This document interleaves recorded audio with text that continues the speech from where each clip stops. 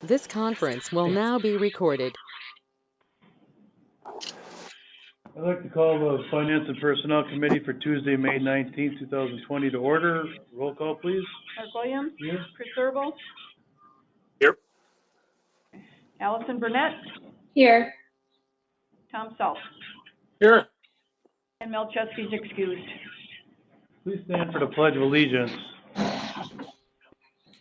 Pledge of Allegiance To the flag of the United States of America, and to the republic for which it stands, one nation, under God, indivisible, with liberty and justice for all.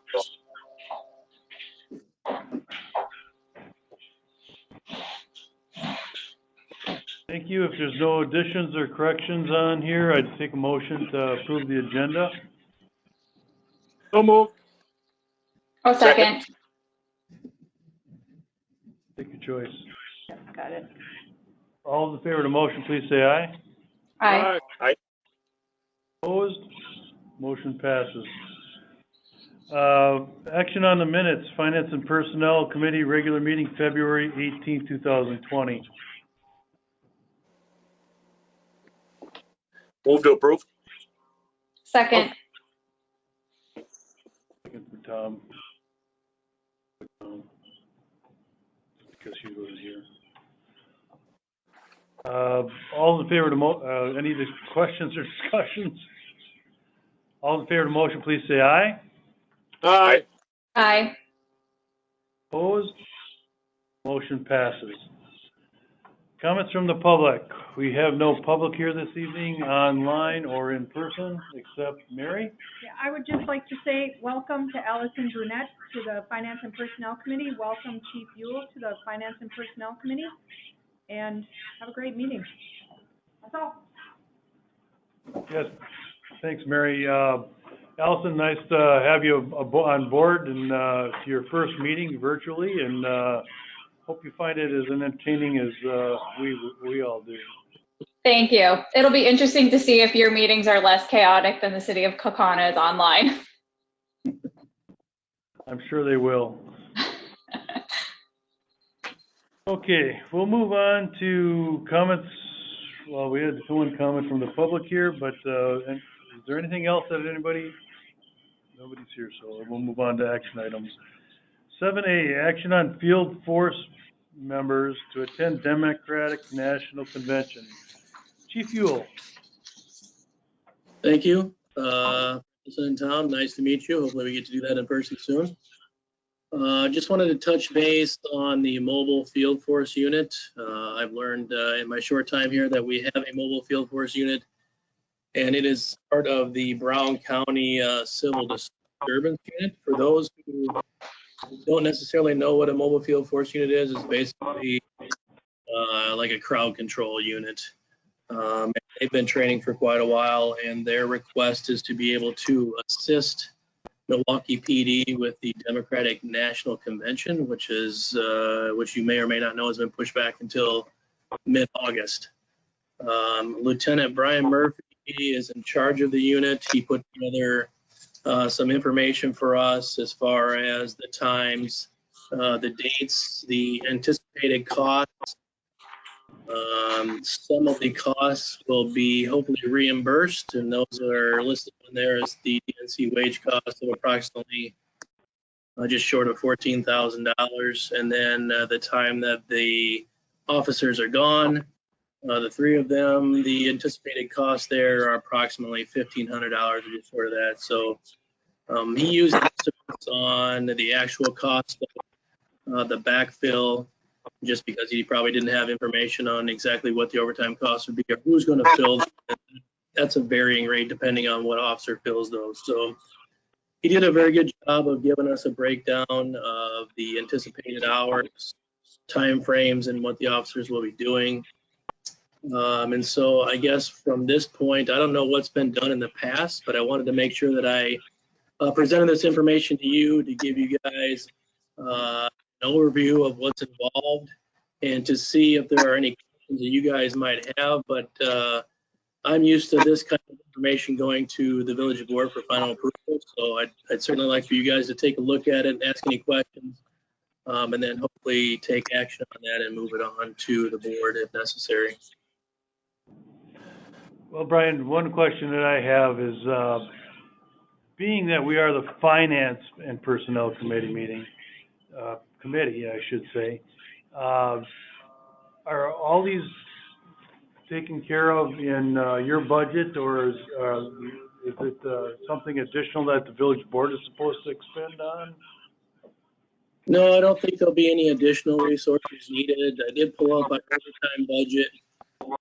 We're currently sitting at about 14% of our overtime budget, and that's through, we're almost in June now. So, one thing about the COVID-19 is that most people are taking vacations. They're not going, places. Lots of events have been canceled throughout Ashwaubenon. So our overtime budget is sitting pretty good for any types of needs such as this. So if there is a good year for this and additional costs, I guess this is as good as any in that regard. But you haven't taken out, is this coming out of your budget or the village budget? Yeah. It'll be coming out of my budget. Okay. Are the people that go to these, are they volunteers, or are they part of a squad, or are they, how are they picked? Yep, they are part of a mobile field force unit that has been trained by the community. They've been trained by the state to participate in these types of activities. As a matter of fact, they have another training that's coming up in July that they are required to do in order to be part of this unit for the Democratic National Convention. Chief, reading over everything, nothing's guaranteed we're going to get reimbursed fully, but it looks like that, from what I understand, that the basic stuff will get reimbursed for sure. But as far as if our officers at home back here, if there's overtime or things like that, that won't be reimbursed. Am I correct on that? That's correct. That won't be reimbursed, and that'll have to come out of our overtime budget. Okay. Chief, I think this sounds like a really tremendous training opportunity. And I mean, something that came to mind for me was how valuable the experience in this sort of training scenario would be for when the new expo center opens and when we potentially have larger events of this scale in Northeast Wisconsin. I'm just curious though, knowing that people aren't taking vacation right now, and I realize this is a little hard to assess, but do you think that perhaps there might be more of a demand for vacation time for other officers that are at home that week? How do you plan to manage that to ensure that we can still meet public safety needs, but also meet those employee desires? Yeah, I mean, that could possibly be the case come August. We don't know exactly what those are going to be. We will have to monitor those and see when they come up in August where we're at. But we also don't know what kind of needs we're going to have in the community, what the Packers are going to be doing, that type of thing. But we'll make sure that we keep an eye on that to make sure that we maintain safety and we have enough staff for that as well. Just keep in mind, we only have 3 people going. We have 6 total people on this mobile field force unit. We only have 3 that are scheduled to go. So we should be sitting pretty good, depending on any unforeseen circumstances, of course. In light of the the coronavirus and the not knowing what the football season is going to give us this year, it's hard to say what it potentially could cost the village above and beyond what they're going to reimburse us. And I got a little bit of a problem with that, because in light of what we've had to spend defending the village manager, and some of the other things that have happened lately that have been in the news, I got a little bit of a problem really just saying go ahead and let's do this, because I don't want this village to have to spend one extra dime. I understand it's probably a nice training exercise, but I think our staff and our force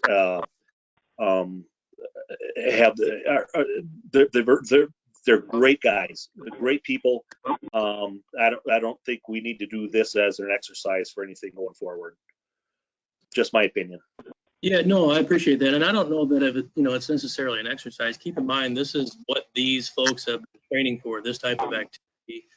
And they've been doing it for years. To be able to participate in something like this is exactly what they want to do, and why they're in this unit. So I understand your costs, your concerns about costs, and that's one of the reasons why I pulled up the overtime budget to see where we're at. Being at, like I said, roughly 14%, almost 6 months into the year. I don't know that we will have any expenses that we should be concerned about that are going to cost the village any more money than what we've already budgeted for. Does that make sense? That makes sense, but in the end, as a business owner, granted you budgeted for it, which is fine, it's great, but in the end, it's still spending money. Yep.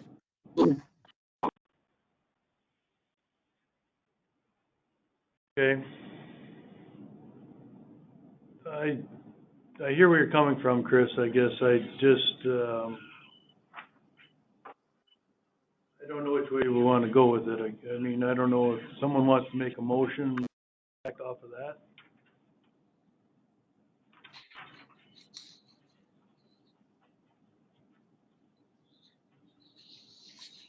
You want to refer it to village board as is? Let them decide? What is your druthers? Are you asking me, Mark? I'm asking anybody, any one of you three up there.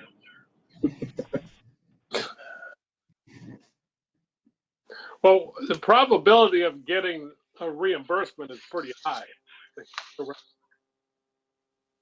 Yeah, Oh, I understand you're going to get reimbursed for most of it, but like I said, I've got an issue with spending one dime more and possibly not getting reimbursed. With the costs that we've incurred as a village in the last few months with some of the headline news. Chief, just out of curiosity, are any of our neighboring municipalities in this area, do they have special forces of this nature, and are they sending members of their department? Yeah, to my knowledge, here has people on the field force team. I'm just looking on here, UW Bay, Brown County. They are sending, to my knowledge, they're all sending people to this along with the Brown County as well. So.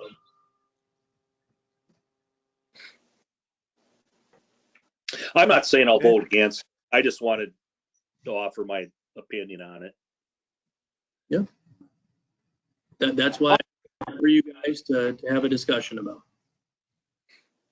I'll make the motion to approve the expenditure for the trip and the trip to Milwaukee, whatever it's called. Okay, we got a motion by Tom. Do we have a second? I'll second. Second by Allison. Any other discussion? All those in favor of the motion say aye. Aye. Opposed?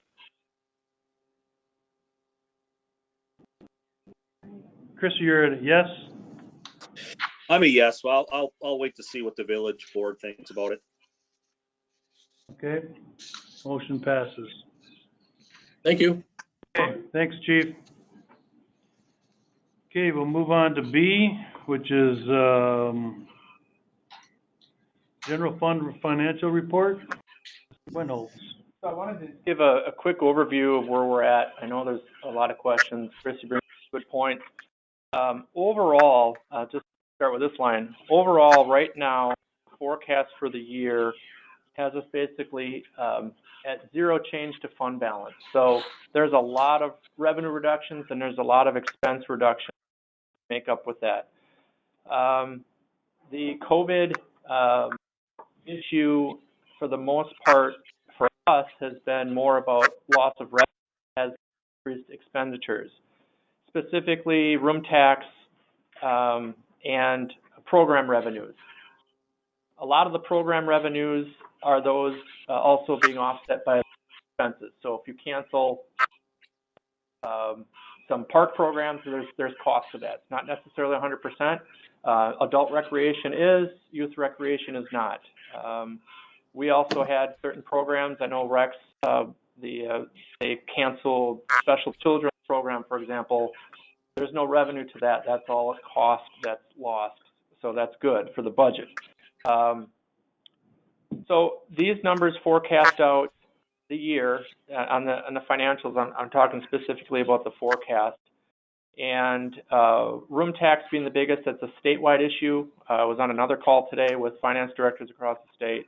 Very similar in thought and action by all of us. It's room tax revenues, program revenues, taxes to some extent, although we don't really see anything at this point that indicate us to be really having an issue there. And as a point of reference for some of you, the 08-09 recession time, the village really didn't see much impact to tax revenue.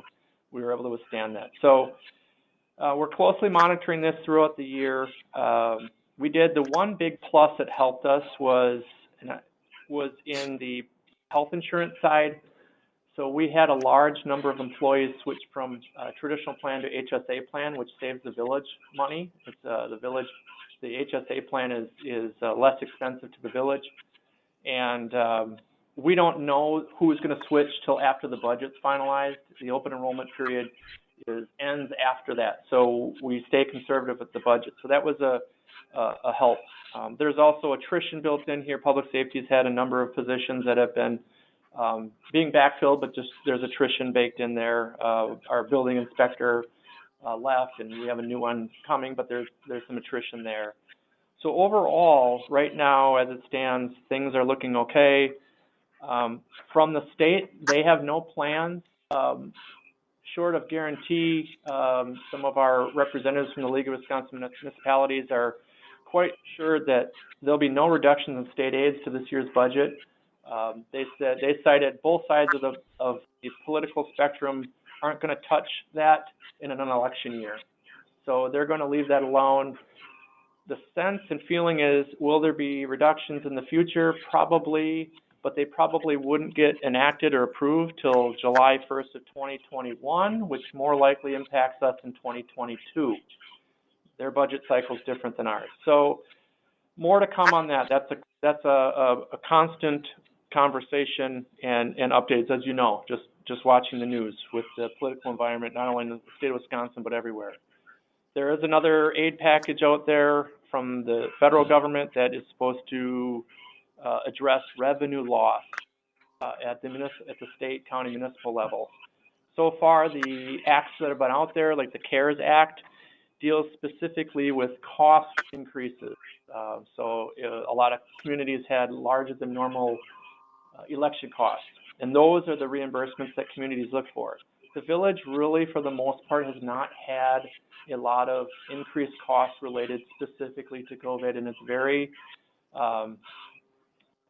specific on what can be reimbursed. Just because we bought hand sanitizer doesn't mean it's necessarily COVID related, because we always buy hand sanitizer. You have to prove that it's above and beyond the normal. So we certainly have expenditures with election, some of the plexiglass and more cleaning supplies there, and we've had other I think public safety is using thermometers for scanning employees, things like that. So we're probably more in the $10,000 to $15,000 range, and I would fully suspect once the state finalizes the CARES Act reimbursement process that we'll get the majority of those funds back. But this forecast builds in all of that. It builds in, the chief talked about overtime reductions. It has a lot of pieces in here, but obviously it's fluid. It's going to keep moving and altering. But I was more comforted today with the state's assessment that they probably will have no reductions in shared revenues. And that's the only other piece that is a large component of our revenues. On the construction side, our inspection revenues are actually above plan. We're bringing in more in permitting fees right now than normal, so than we planned. So that's good. Interest income will be less at the end of the year. It hasn't really hit yet. We're actually above budget to start the first 4 months. That is a time lag, and we'll get into that a little bit with our investment portfolio. That's normal, the way our portfolio is designed with a lot of bonding and municipal bonds and things like that. So I just wanted to put this out there, and not just as a consent agenda item, just to talk to it a little bit. I will bring it up every month. We'll have similar discussions, and as more information comes in, we'll address it. But right now, as it stands, and this is also, room tax is factoring in lower revenues for the rest of the year in this model right now, and that would include about 50% in the fourth quarter. Third quarter is 30% of revenues expected. So it's quite conservative. Even if the Packers have some kind of impact, that's somewhat addressed in here. Short of the season being canceled altogether, that would draw probably more revenue lost. But again, room tax has been above budget the first four. I have 3 months of data. That's always a lag. 3 months of data is over budget to begin with. So there's a lot of moving numbers, but I wanted to give you the picture that at the end of the day, we're pretty much okay right now, and that can change. We all know that. So I'll entertain any questions or comments if anybody has anything. What? Greg, I'll say it again. I mentioned that I think the last meeting, or maybe it was a different committee, but thanks to you and the staff, the whole village staff, for over the years getting us in a position to allow us to maintain our services and keep the village running at a good clip without putting the village in a hole. Much appreciated. Thank you.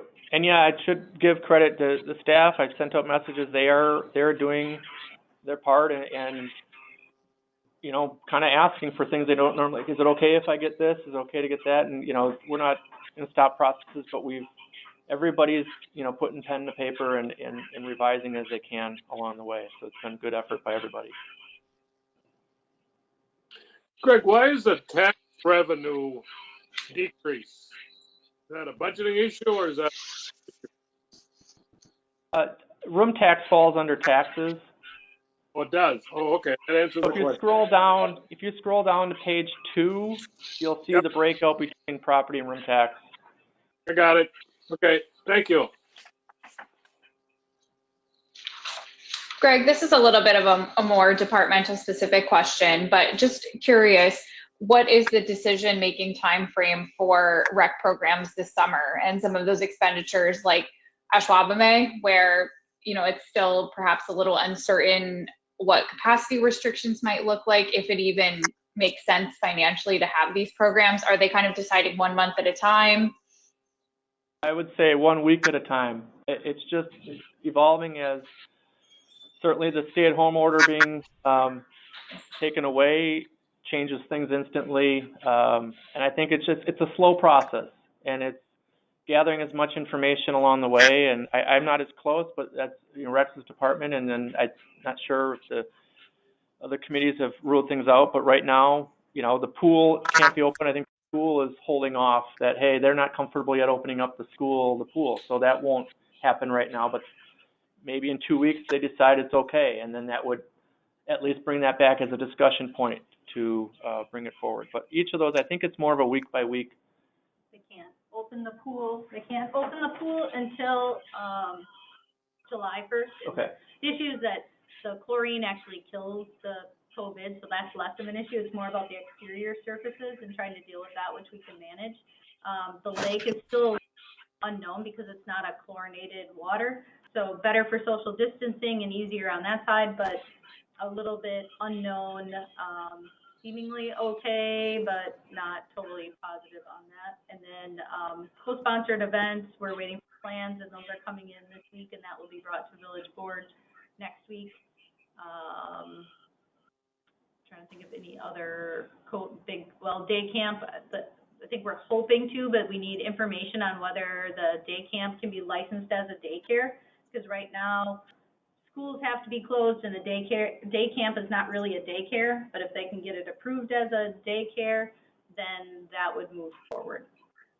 I talked to Rex yesterday about it, and because I've got several phone calls from the co-sponsored groups, because he sent out some example plans, if you will, for reopening that he's received, and is asking AYB and AGSA to come up with their plans for starting baseball and softball for the kids.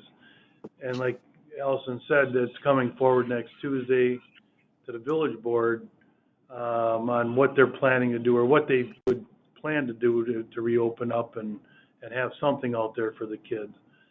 We know that it's a challenge, and it's going to be, people are going to probably not want to send their kids possibly, and it's going to look a lot different than it did last year, and whether they're going to have tournaments and all that kind of stuff, or how they're going to even host games, or if they're going to be just practicing, or all that stuff should be in these plans, I guess, after talking to both groups as well.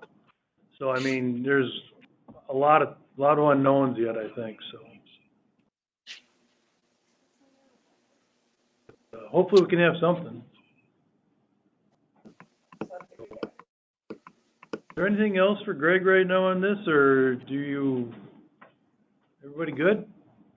Yep. Okay. This is just informational right now. If you have anything else, you have any questions, just feel free to give Greg a call, or like you said, he'll probably try to bring it forward at our meetings as we move forward, so. We'll move on to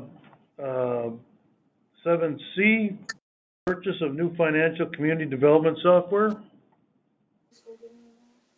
So this one here, back in December, annually we at the end of the year, if we're going to have surplus funds in a general fund, we take action to assign them for a committed or purpose, and so that in the future years, if you use those funds, they're not viewed, that spend isn't viewed as unbudgeted.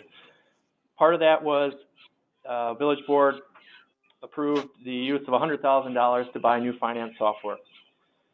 So, Chris, this is, just bear with me here. Let me talk through this, because I completely understand our environment, and $100,000 is a lot of money. Currently, we use a product called Navision. That's our general ledger accounting software. So that does all the stuff nobody really wants to think about. Payroll, AP, accounts receivable, billing. There's another product called MuniCRM for our inspection processes and permitting. We use Business License Manager for a lot of licensing, things like that. The idea initially for me was to upgrade the existing Navision system. It has not been upgraded since 2012.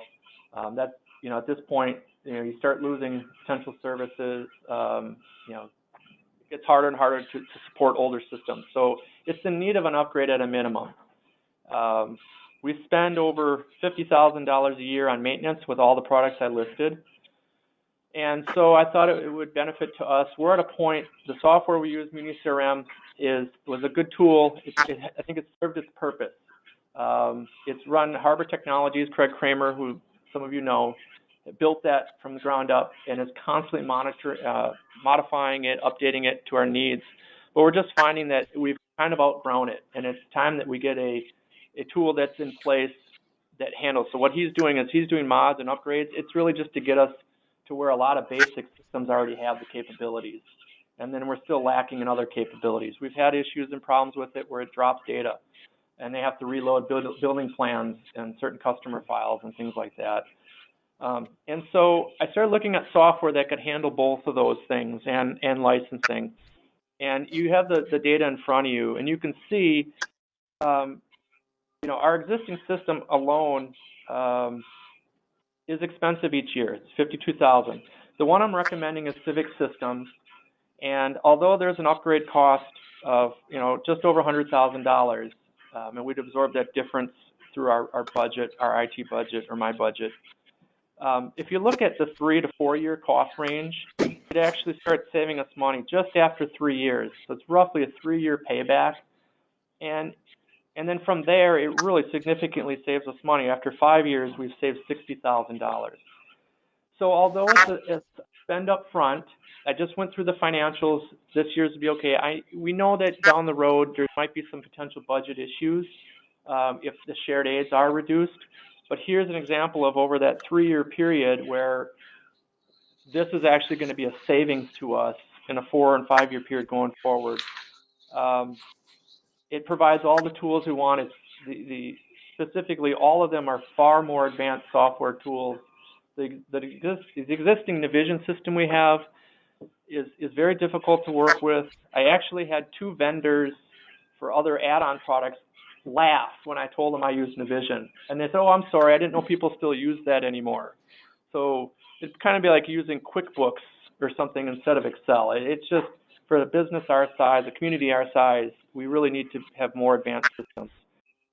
So I think at the end of the day, it's going to provide a lot more efficiencies internally. I know those are sometimes hard to measure, but in today's world, for example, if Chris, you come in for a permit, Patty will help you, and she'll go into MuniCRM, type in your information, get your permit, and then she turns around, logs into Navision, and types half that information all over again in Navision.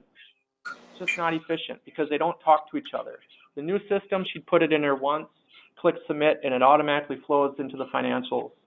Budgeting right now is an Excel-based function I have where it's very manually load. This tool would eliminate that. Users would go directly in, put their data in, click a button, done.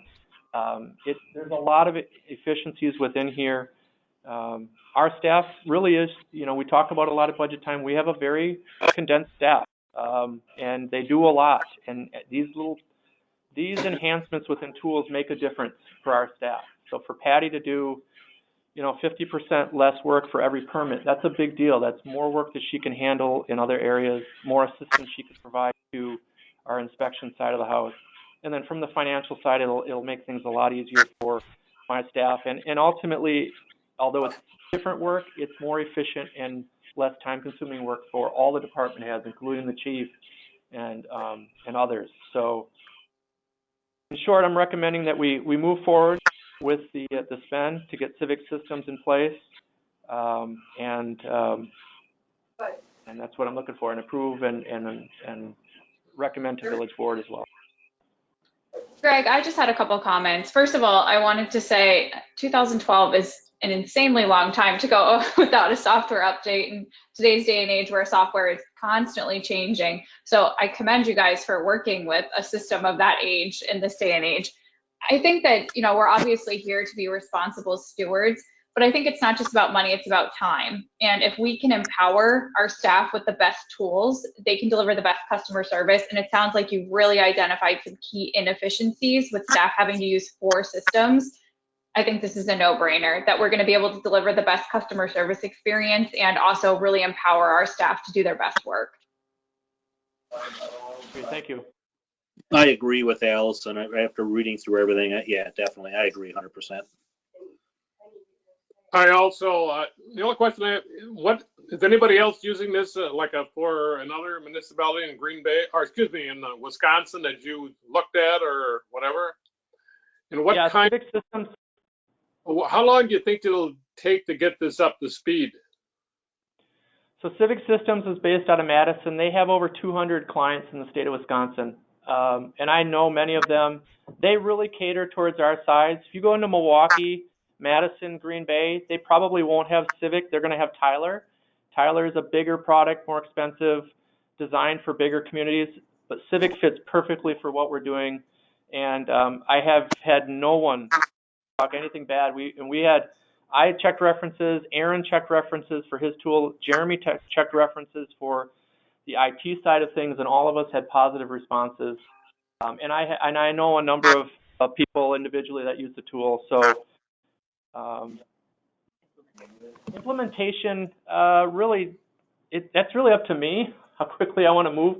At 3 to 6 months, my goal would be to have this in place January 1. I think that's an aggressive goal. There's never an easy time to do it, so I just have to do it. And we'll get it done.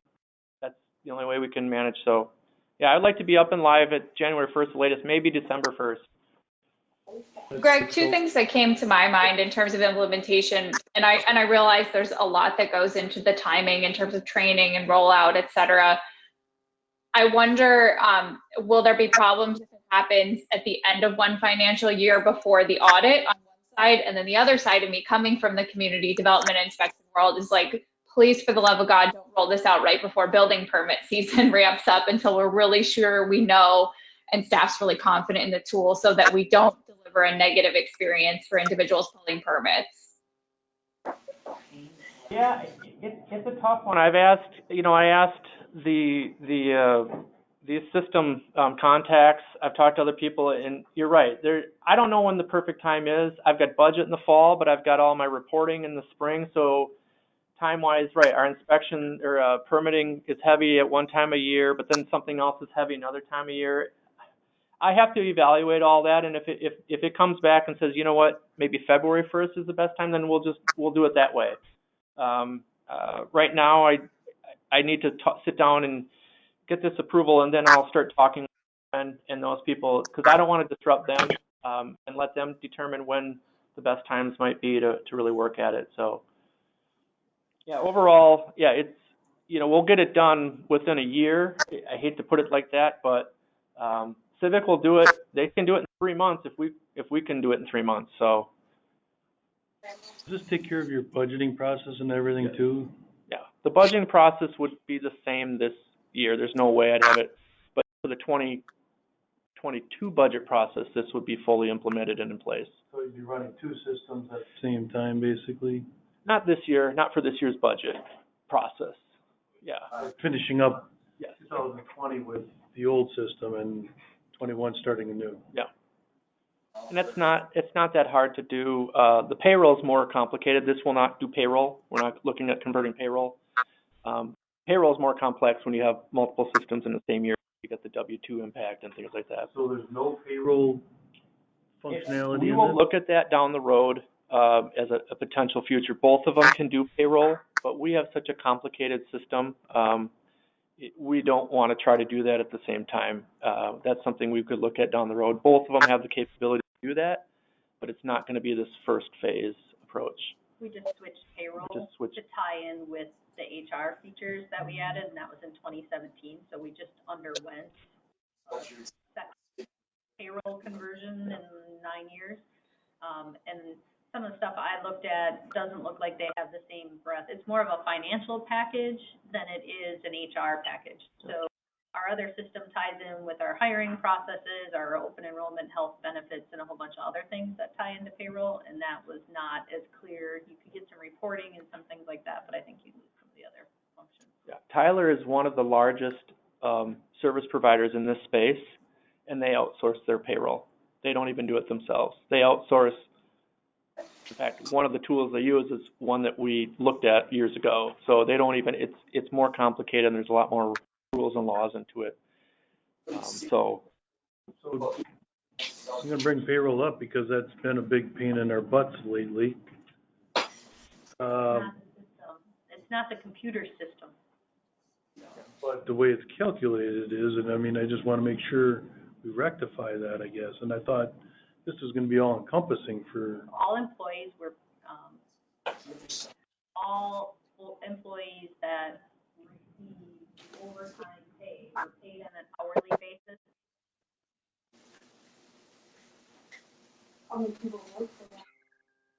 and that would make a transition to this far easier. That's the crust of our issues. Yeah. We're essentially trying to dupe the system, the software system, to match our world. And if we didn't have to fool a system. Okay. I know that we've earmarked this last year when we allocated those funds to this program, if you will, this upgrade. So I don't have a problem moving forward with it. I'll make the motion to approve the purchase of the Civic software for $101,000 and approval, move it to the village board. I'll second. Got a motion and a second. Is there any other discussion? All in favor of the motion, please say aye. Aye. Opposed? Motion passes 4-0. Thank you very much. Thank you. Village debt issue. Wanted to bring committee's attention to, we have an upcoming bond issue, goes on sale next week for the projects listed, and got a variety of items, a couple of them. One of them is One of the big ones, and we talked about this a few years ago and knew this day would come with the EAB tree removal.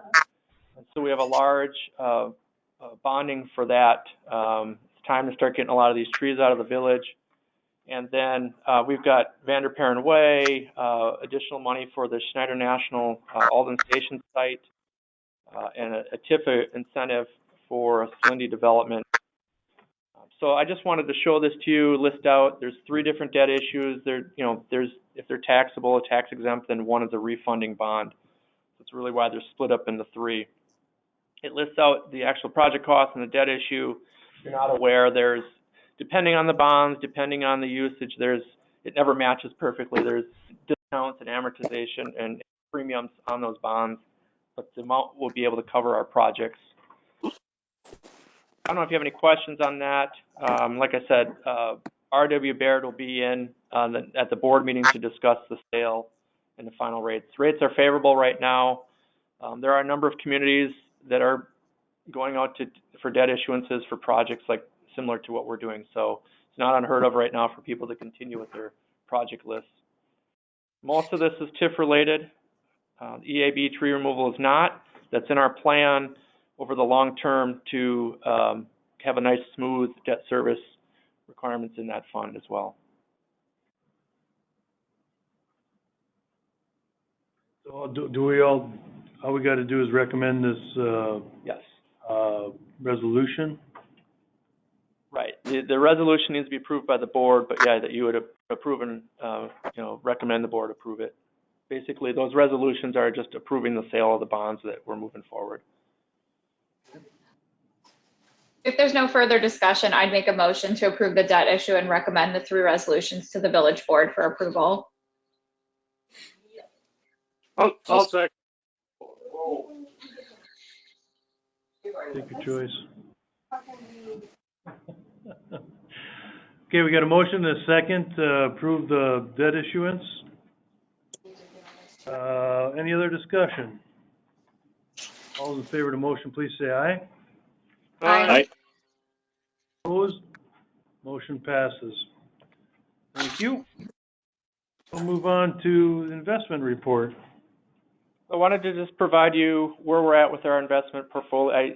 You'll see the investment portfolio later, but right now, where we're at, I mentioned earlier, I expect this to return to lower over the course of the year, but a little bit of a lag because we invest in bonds like the ones we're just about to issue with other communities. We utilize, for those who don't know, we utilize Associated Trust, Associated Bank Trust Company to invest our bonds. They follow our policy. Our policy, which we'll discuss, is really a standard policy throughout the state. So this is just giving you an update where we're at. Our returns are still above 2% on the year. I would, like I said, I suspect that will drop a little bit over time, but the market has been fluctuating back and forth, so we'll see, what happens. So. Greg, who actually decides what bonds or what you're going to buy? Does Bear do, or is that what your department does, or who physically does that? That's what we entrust Associated to do. So their trust department looks at that. They follow our policy, and we've got, as a government entity, it's pretty strict. They can't take a lot of risk. It's safety, liquidity, yield is our policy. And so they have a blend. It's a portfolio blend, and you can see coming up, I've got the list of our portfolio out there, and really they're the ones that do that. I'm not an expert in investing, so I don't do that ourselves. I do meet with them annually. They kind of, go over it and review it, and but legally they can't invest in certain types of investments and things like that. So it's really a long-term portfolio. So it just sometimes, if you look at the 16, 17 numbers, you thought would have been higher, but then look at 18, 19, how high they got. The investment life of our portfolio is getting upwards of 8%. And now obviously it'll drop, but over time, it's still the best investment option out there versus CDs or versus standard checking account. So I'm not an expert in investing, so we leave that up to them. I was just curious to see because there's a lot of different issues and just was wondering who was picking them. So, okay, thank you.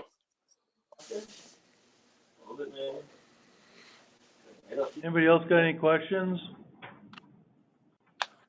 No. Okay. This is just for information, so there's no action needed by us right now. So we'll move on to 7F, which is investment policy. So part of the policy is annually to provide the policy to this committee. There have been no changes since last year. Again, this policy is very standard for the state. In fact, it was adopted based off of the Wisconsin Government Finance Officer Association recommendations, and so there's really no changes to what it's been. It lists out a variety of items in there, and if anyone has any specific questions. I've also included our portfolio and a list of qualified financial institutions. That's part of the policy that I'd bring those forward. Those would be potential banks that we could do business with. We don't do business with those banks.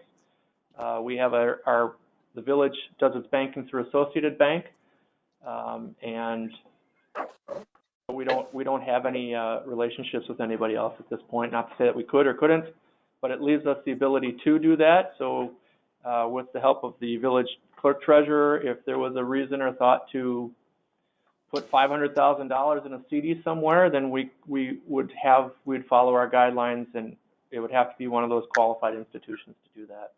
And there's other factors that we would look into, and would come to the committee to do something like that. So this is information only. Any questions, I can address those.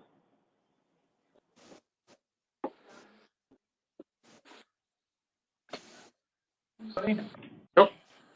Pretty good? Okay. Thank you very much, Greg. A lot of information here tonight. Yep. Move on to 7G, annual distribution of public officials and employees code of ethics. Attached in your file, in your paperwork, is the code of ethics.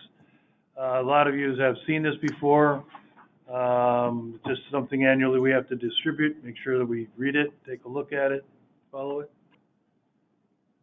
Nothing that we have to do with it right now, but just to make sure that everybody's received it. Moving on to 8 items for next agenda. Does anybody have anything that they want to see on the next agenda?